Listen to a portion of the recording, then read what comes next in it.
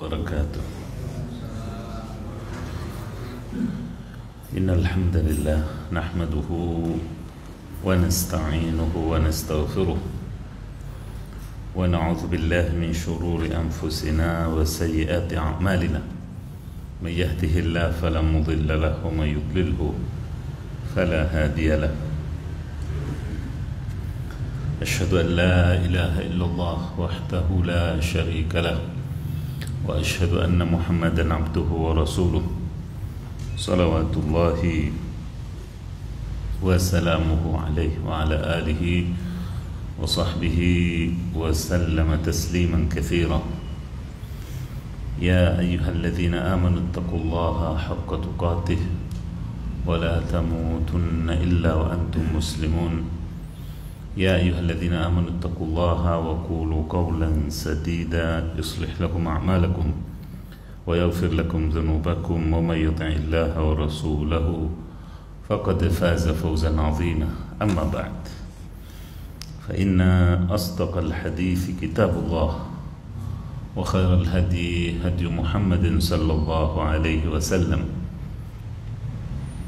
وشر الأمور محدثاتها وكل محدثة في دين الله بدعة وكل بدعة ضلالة وكل ضلالة في النار. معاشر الآباء والأمهات والإخوة والأخوات, kembali kita dipertemukan oleh Allah Subhanahu wa Ta'ala di majlis yang mulia ini dalam rangka tafaqquh fiddin, dalam rangka mengkaji dan menyelami asma-asma Allah yang maha indah, maha luhur. Semoga Allah Subhanahu wa Ta'ala melapangkan dada kita, menjernihkan pikiran kita untuk menangkap setiap hikmah pelajaran dalam majelis mulia ini. Jamaah yang saya hormati, kita telah sampai kepada asma Allah Al-Wahhab, yaitu zat yang maha pemberi. Kita langsung kepada buku mini kita ini pegangan, di mana pada kesempatan lalu tentunya telah diberikan tambahan-tambahan tentang asma Allah Al-Wahhab ini. Di sini disebutkan bahwasanya asma yang satu ini, asma Allah yang satu ini disebutkan 3 kali dalam Al-Quran. Sebagai contohnya pada surah Al-Imran ayat ke-8, yaitu bentuk doa, Rabbana la tuzigh qulubana ba'da idh hadaitana wa hab lana min ladunka rahmah innaka antal wahhab. Ya Rabb, janganlah engkau condongkan hati kami kepada kesesatan setelah engkau beri petunjuk.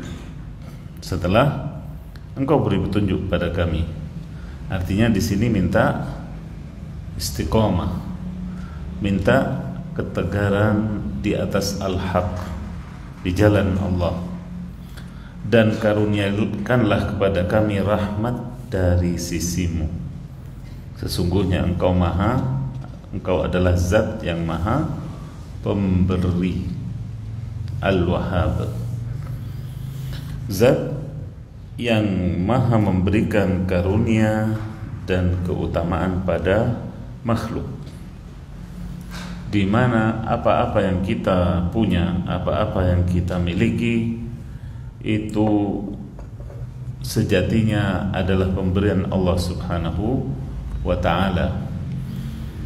Kalaulah yang kita punya berupa harta kita rasa karena sedikit ilmu yang kita punya, maka orang yang lebih berilmu dari kita, lebih pintar dari kita itu banyak, tapi tidak Allah beri harta seperti yang ada di tangan kita. Kalaulah hal-hal kelebihan lain yang Allah berikan kepada kita, maka itu sekali lagi sejatinya adalah pemberian Al-Wahhab, Zat yang maha dermawan, sehingga kedermawanannya ini meliputi semua makhluk yang beriman maupun yang kafir, manusianya, jinnya, binatangnya, pohonnya, semuanya mendapat karunia dari Allah Subhanahu wa ta'ala. Dan Allah memberi kepada yang Dia kehendaki, juga membatasi kepada yang Dia kehendaki, karena hikmah dan kebijaksanaan Allah lah yang menjadikan itu semua. Kalau rezeki itu ditabur, ditumpah ruahkan, tentunya akan menjadi banyak kemubadziran, banyak yang terbuang sia-sia atau percuma. Akan tetapi karena hikmah dan kebijaksanaan Allah Subhanahu wa ta'ala, Allah takar rezeki itu agar juga kita mampu mensyukurinya. Termasuk pemberian Allah Subhanahu wa ta'ala adalah pemberian hissi maupun maknawi, pemberian yang berupa fisik materi ataupun pemberian yang non fisik juga non materi, seperti hidayah, petunjuk, keimanan dan keislaman. Itu murni pemberian Allah Subhanahu wa ta'ala, sehingga kita tetap berada di atas fitrah, seperti ketika kita ditiupkan ruh sedang kita janin di perut ibu kita. Kemudian rezeki itu juga pemberian murni dari Allah Subhanahu wa ta'ala. Rezeki berupa ilmu, berupa kesehatan, berupa kebugaran, berupa harta dan keselamatan dari berbagai ujian ataupun musibah dan lain-lain. Semuanya itu berasal dari Al-Wahhab, Zat yang maha pemberi. Kemudian jamaah yang dirahmati oleh Allah, manfaat poin berikutnya, manfaat beriman kepada asma Allah Al-Wahhab. Yang pertama, bertambah dalamnya cinta kita kepada Allah Al-Wahhab, yang pemberiannya tak terhitung dan tak terhingga, serta beragam macam kepada kita. Dialah yang memberikan kehidupan pada kita, memberikan nafas, memberikan oksigen, yang kalau kita bayar, niscaya kita tidak mampu menebusnya. Kemudian memberikan rezeki, iman, hidayah dan lain-lain tanpa ganti rugi atau balasan pahala yang diharap, karena Allah maha kaya. Allah itu Al-Ghaniyul Hamid, yang maha kaya lagi maha terpuji, maha kaya lagi maha terpuji. Sedang Allah tidak butuh kepada siapapun dari makhluknya, namun sebaliknya makhluknya akan senantiasa bergantung kepada Allah Subhanahu wa ta'ala sebagai sang khaliknya, serta tidak bisa lepas dari pemberiannya sekejap mata pun. Yang kedua, mensyukuri karunia besar tersebut, baik duniawi maupun ukhrawi, dengan berbagai ketaatan dan menjauhi murkanya, menjadikan karunia Allah tersebut sebagai sarana untuk ketaatan kepadanya, sebagai sarana untuk meraih ridhonya. Juga ketika kita mendapatkan hidayah dari Allah Subhanahu wa ta'ala, jangan bakhil, jangan kikir, jangan untuk diri kita sendiri, tetapi hendaklah kita share, kita sebarkan, kita bagikan hidayah itu kepada orang-orang dekat kita maupun orang-orang yang jauh dari kita, tanpa mengharapkan imbalan. Kemudian yang ketiga, manfaat beriman kepada asma Allah Al-Wahhab, menjaga berbagai nikmat tersebut agar tidak hilang atau pergi, dengan selalu meminta dalam doa ketetapan dan istiqomah di atas hidayah dan iman. Ya, karena yang namanya nikmat itu idza syukira qarra wa idza nufira farra wa idza an-ni'mah idza syukirat qarrat wa idza kufirat atau nufirat farrat. Nikmat itu apabila disyukuri, dia akan standby, dia akan tidak bergerak dari tempatnya, akan langgeng. Nikmat itu kalau disyukuri tidak akan kemana-mana, tidak akan pindah tangan. Sebaliknya, apabila nikmat itu dikufuri, maka dia akan minggat. Tahu minggat? Pergi tanpa pamit, tanpa pesan. Tahu-tahu hilang, tahu-tahu dicari tidak ketemu. Waliyadzubillah. Nah, semua nikmat Allah demikian. Maka pandai-pandailah kita mensyukuri nikmatnya. Pandai-pandailah kita mensyukuri nikmatnya. Yang keempat, berhias diri dengan sifat ini, yaitu suka memberi dari karunia Allah Subhanahu wa ta'ala, berupa harta, kedudukan atau ilmu bagi yang membutuhkannya. Nah, karena kita adalah hamba Al-Wahhab, semua kita adalah ibadul Wahhab, hamba-hamba Zat Sang Maha Pemberi, maka hendaklah kita juga berusaha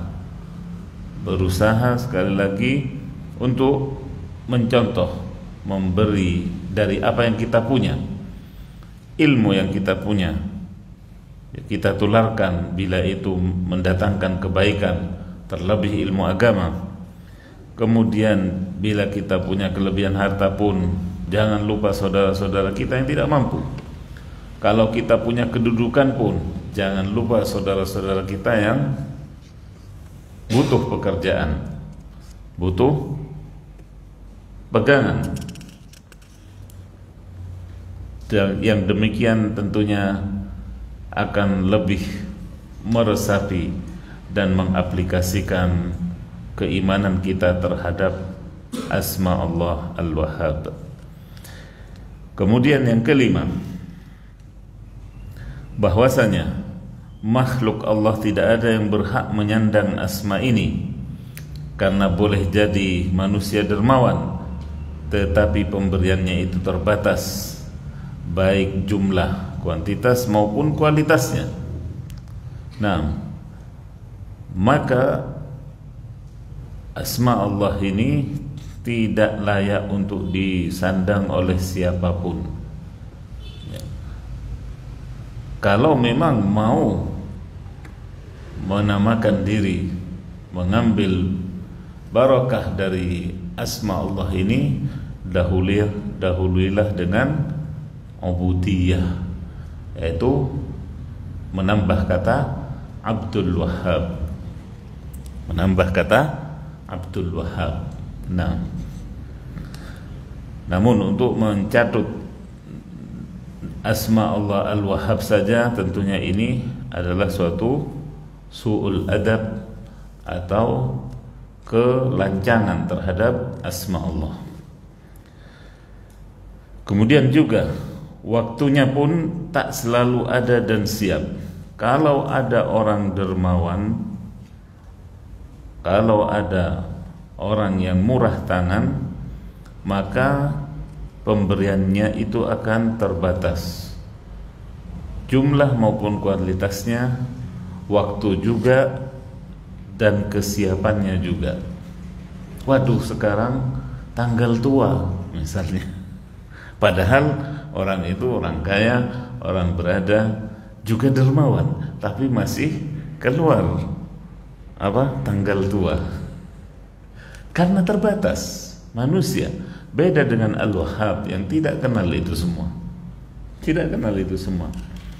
Baik, bisa jadi manusia juga berlebih harta lalu ia dermawan dalam menginfakkannya, tetapi kalaupun berlanjut maka hanya itu saja yang bisa dia berikan. Nah, sedangkan Allah Subhanahu wa taala, ya, hibahnya, pemberiannya itu tak terbatas. Bukan hanya hal-hal yang berupa fisik atau harta, tapi pemberian Allah itu juga bisa berupa anak keturunan misalnya. Di mana Nabi Zakaria sekalipun ketika meminta kepada Allah anak keturunan, menyebut asmanya yang satu ini, menyebut asma Allah yang satu ini. Rabbi habli min ladunka dzurriyyatan salihah. Ya. Allah, Nabi Zakaria sebut asma Allah yang satu ini, karena memang hanya Allah yang bisa memberikan keturunan. Adapun manusia, ya, hanyalah berusaha. Adapun manusia hanyalah berusaha, dan itu kembali kepada takdir dan ketentuan Allah Subhanahu wa ta'ala. Kemudian juga manusia yang dermawan tadi tidak dapat memberi kesembuhan pada yang sakit. Sini jelaskan, kalau ada anaknya dia yang sakit, atau anak saudaranya, atau keponakannya, atau anak tetangganya, tak bisa dia berikan kesembuhan, maka tidak, kedermawanannya tersebut terbatas kepada harta saja. Beda dengan kedermawanan Allah yang meliputi banyak hal. Harta itu hanya sebagian kecilnya, kemudian anak keturunan, kemudian kesembuhan pada yang sakit, anak pada yang memberikan anak pada yang mandul, ya, petunjuk bagi yang sesat. Itu bagian dari hibah Allah Subhanahu wa ta'ala pula. Keselamatan bagi yang tertimpa bencana. Nah, berapa banyak, baik bencana alam maupun bencana kecelakaan yang lain, kecelakaan lalu lintas dan lain-lain. Yang menyelamatkan, yang memberi keselamatan adalah Al-Wahhab. Berbeda dengan makhluknya yang tidak dapat memberi itu semua. Pemberian Allah tidak mengenal pasang surut, tidak mengenal pasang surut. Bagi yang dikehendaki, kapanpun dan dimanapun, Allah bukakan untuknya pemberiannya. Allah bukakan, Allah turunkan pemberiannya kepada makhluknya bila Allah berkehendak, kapanpun dan dimanapun. Yang keenam, manfaat daripada beriman kepada asma Allah Al-Wahhab, yaitu dengan bertawassul, memakai asma ini dalam doa kita di setiap waktu yang ijabah, di mana dalam Al-Quran banyak memuat doa-doa para nabi dengan seruan wahabli, wahablana, ya. Yang demikian itu selalu atau banyak diucapkan oleh para nabi, sedang doa-doa yang diucapkan oleh para nabi itu adalah doa yang terbaik, doa yang tersingkat, doa yang paling mengena. Karena boleh jadi, bahkan sering terjadi, kita itu kehabisan kosakata, jiplak doa para nabi. Yang meminta keturunan, fotokopi Zakaria. Yang meminta kekayaan atau kedudukan, mintalah atau contohlah doa Nabi Sulaiman misalnya, dan begitu seterusnya. Karena sekali lagi doa juga bagian dari ilham, sebagaimana kata Umar bin Al-Khattab, bagian dari ilham, yaitu petunjuk dari Allah Subhanahu wa taala. Terkadang bahkan sering juga kita sudah di depan Ka'bah, lagi tawaf, bahkan di dalam Hijr Ismail, tapi tidak kebuka di pikiran kita atau di lisan kita untuk meminta kepada Allah. Nah, di sini kalau tidak disiapkan buku doanya, kerpeannya itu,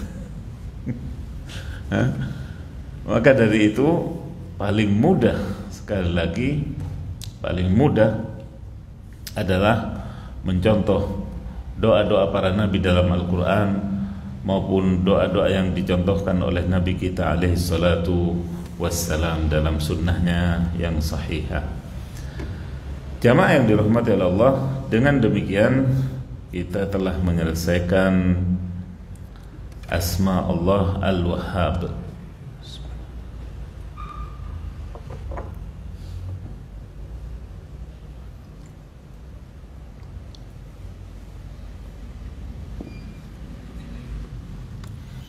Kemudian kita beralih kepada asma Allah berikutnya,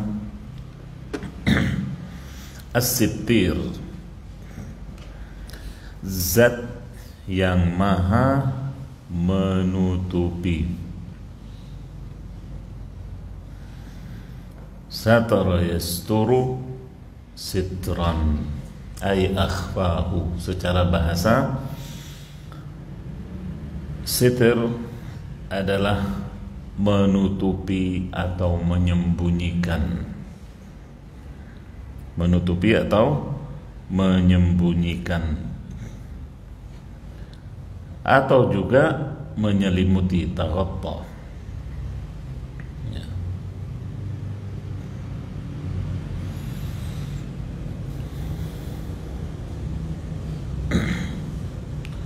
Sitir juga bermakna at-turs atau tameng.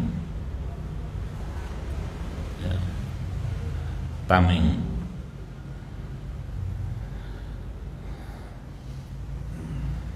Adapun asma Allah ini As-Sittir tidak disebutkan memang dalam Al-Quran, dalam ayat, akan tetapi banyak disebut dalam As-Sunnah. Dalam salah satu hadisnya dikatakan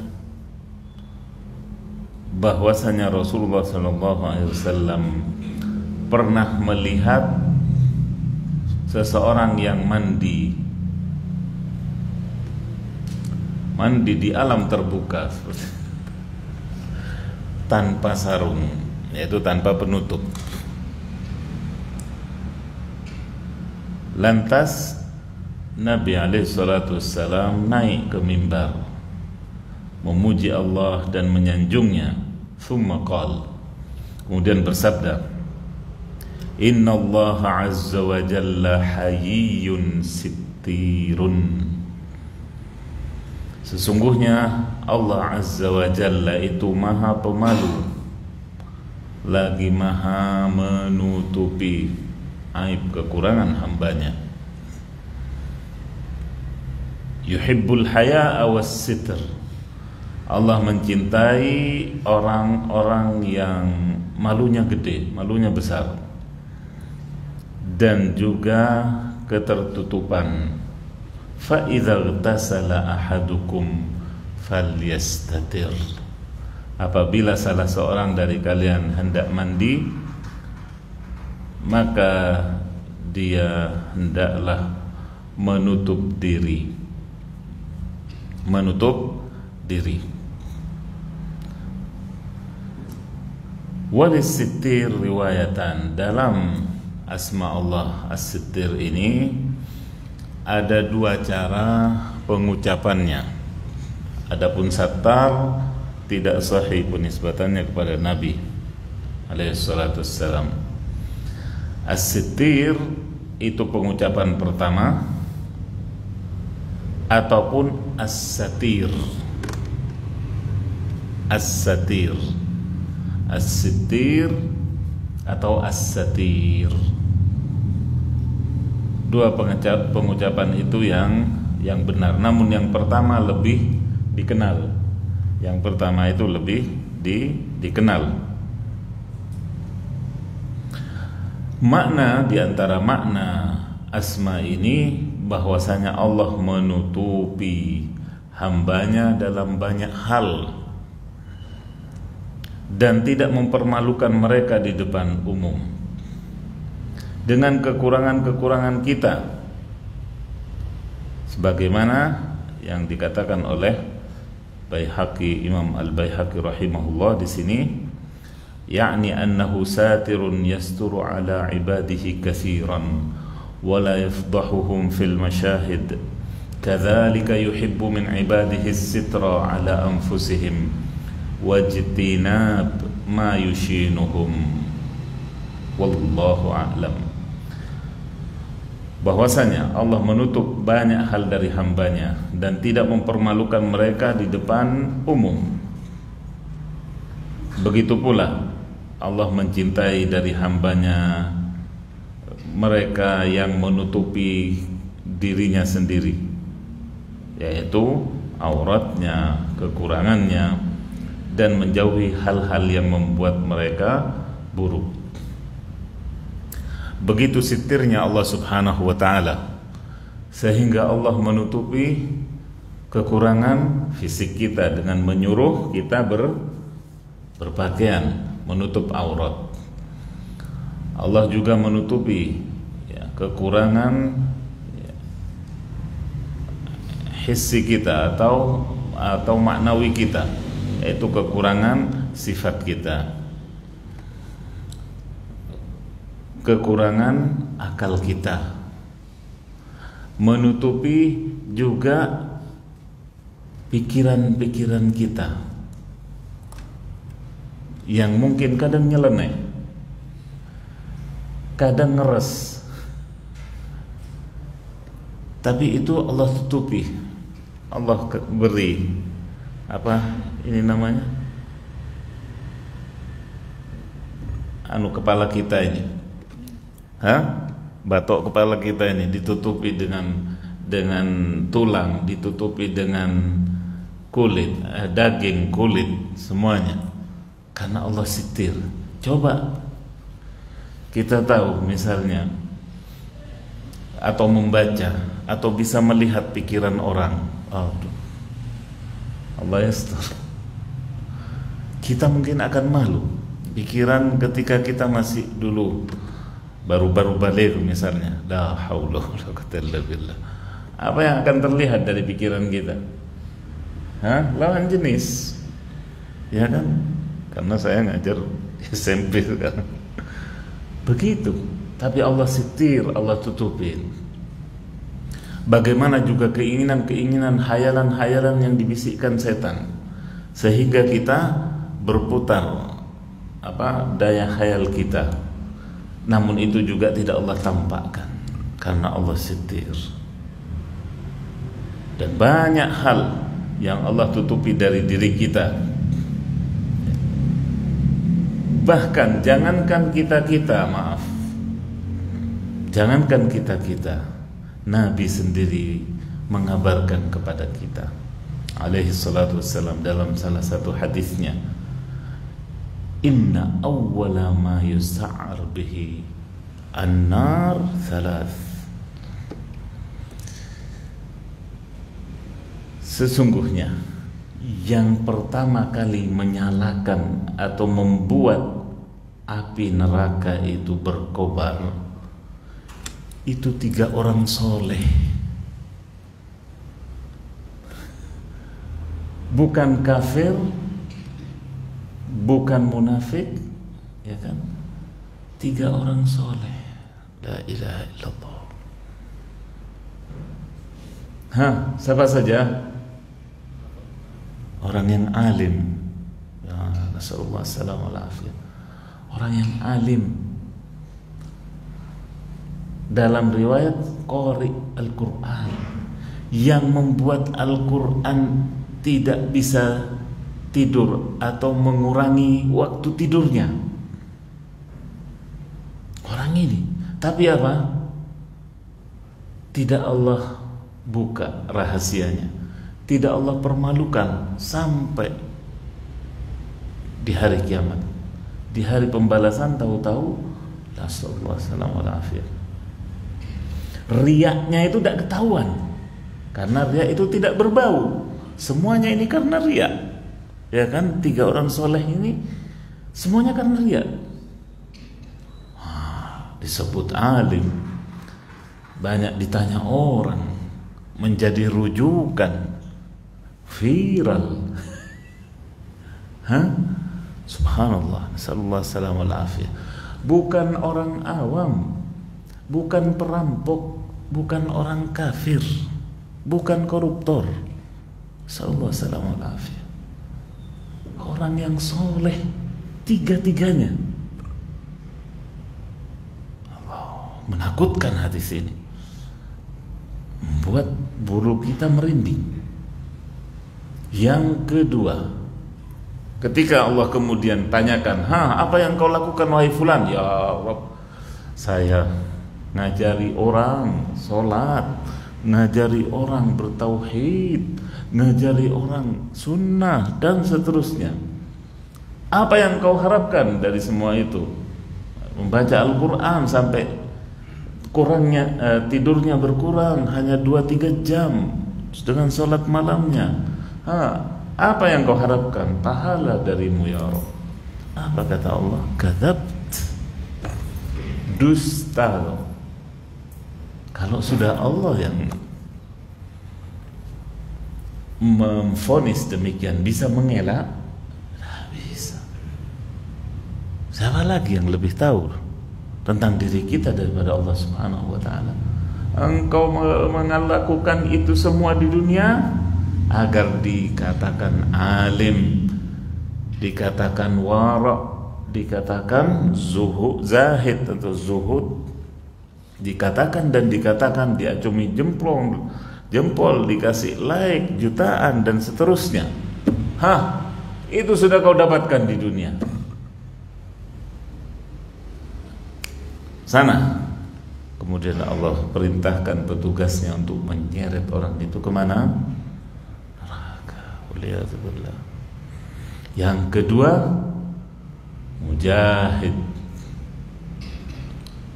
orang yang lahirnya, tampaknya meninggikan kalimat Allah, memperjuangkan agama Allah. Apa yang kau lakukan ketika Allah tanyakan? Dia kemukakan alasan-alasannya itu.